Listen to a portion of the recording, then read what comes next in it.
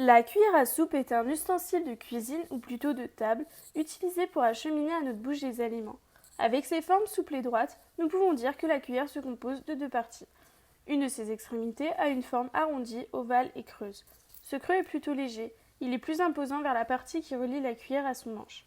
C'est lui qui permet de créer une petite poche, un léger récipient pour accueillir les aliments destinés à notre bouche.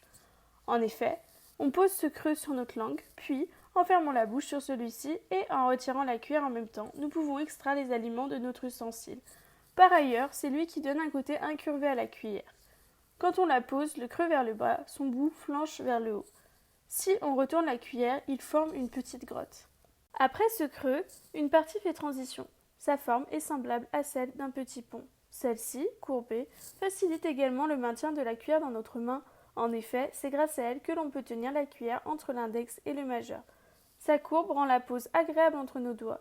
Elle commence de la taille du côté arrondi de la cuillère pour ensuite s'affiner. Son affinement se prolonge donc pour créer le manche de la cuillère qui équivaut à 2 fois la partie arrondie, également appelée cuilleron.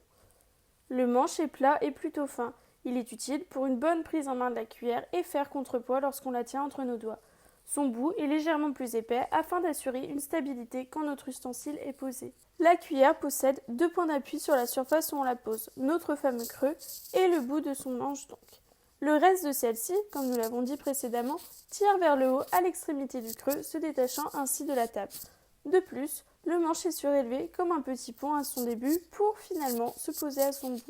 Si on la retourne, c'est l'inverse. Le bout du creux est posé sur la surface de la table. Le creux est surélevé et le manche, quant à lui, repose dans son intégralité sur la surface. Sous le manche de la cuillère, centré au milieu de celui-ci, figurent des écritures.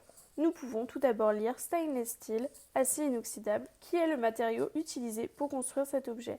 Puis Ikea, le nom de l'entreprise qui vend cet objet.